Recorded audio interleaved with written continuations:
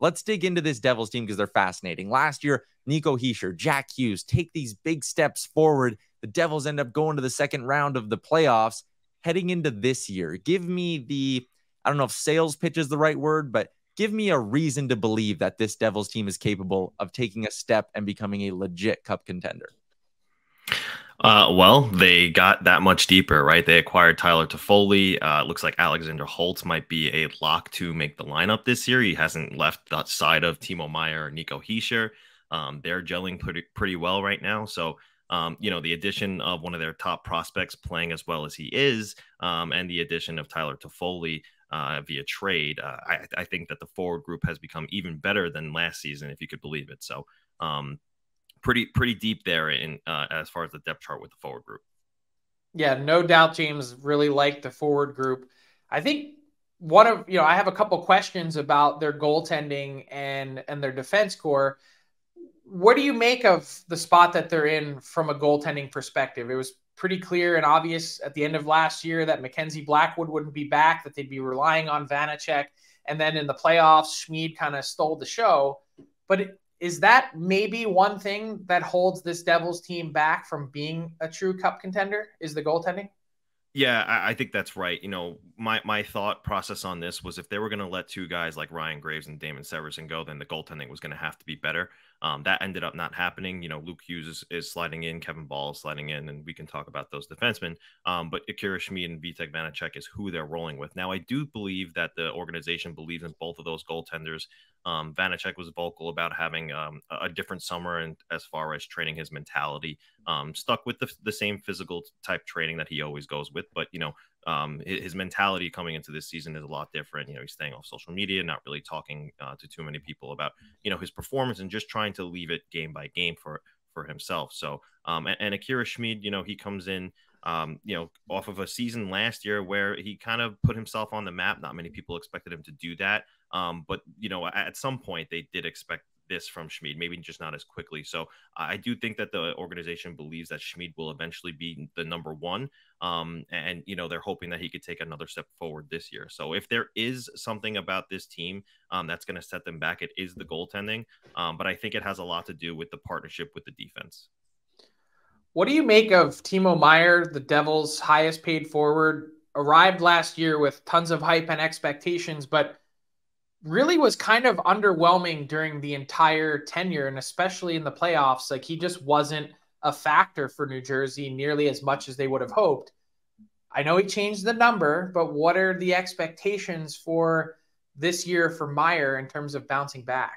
Yeah, well, with the number change, I think he's going for the Rocket Richard now. But no, I do think that it was a difficult time with him adjusting to the new system. He did admit, coming in, it was a different system than he was used to in San Jose. A lot of players that come into New Jersey say it takes a little bit of time to adjust to the system that Lindy Ruff has rolling out on the ice every night. So I think with a full season, full preseason and a full training camp under his belt with New Jersey, I think that he'll be that much more acclimated. He looks like he's building some really good chemistry with Alexander Holtz, a couple primary assists on some really nice feeds for Holtz goals so far this preseason. And, he's played with Nico Hischier before. He's shown that chemistry before. I think he's in for a big season. I don't think he's ever played with an offense like this. So a bit underwhelming last season, admittedly, but I think this year is much different in terms of his preparedness. Got two more names I want to pick your brain about here, James, before we let you go. The first one is Luke Hughes, who's going to be on the NHL club. And I guess early in training camp here, as you've kind of watched him, do you think he's capable of having an Adam Fox or Cale Makar like jump to the NHL? And the other name is another high pick on the blue line. That's Simon Nemec. What are the expectations for him this year as well? Yeah, Luke Hughes has come into camp a little slow just because he started with something that was ailing him. They haven't really told us what that is yet, but they slowly acclimated him back into play. He didn't get into the first few preseason games, and then when he did, I thought he's looked just okay. I think that as the season gets underway and as he gets going, he'll look a little bit better. You do see some of those Jack Hughes-esque things from Luke on the blue line. However, he does like to walk the blue line, and he does it really well.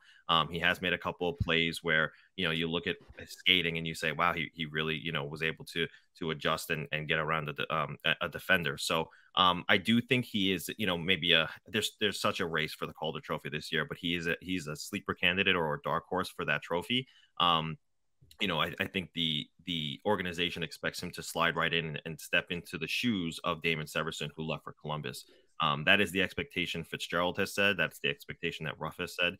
They do want him to replicate and believe at some point he could be better than Damon Severson.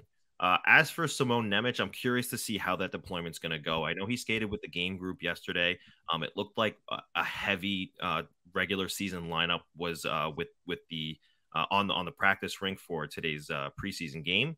He was out there again, so it looks like he's going to play tonight with a heavy regular season lineup moving forward. However, I do know that Lindy Ruff has reservations about having two rookies on the blue line. So as far as expectations, I think that he'll get a handful of games. Maybe they'll give him, let him get his feet wet in the NHL. But I do expect the majority of his season to be in Utica, just because I don't think they want him in and out of the lineup. I think they want him playing every night. They're very excited about his development. They believe he's going to be, a top pairing defenseman at some point. And they do think it's going to be sooner rather than later. But I do know as well, Ruff has been hesitant to say we're comfortable with two rookies on the blue line, especially with, Brendan Smith and Colin Miller still there. They do believe that, he will need a little bit more time at the American Hockey League level. Always appreciate your insight, James. Enjoy the rest of training camp and enjoy the beginning of the regular season. We'll chat soon. Thanks, fellas. Have a good season.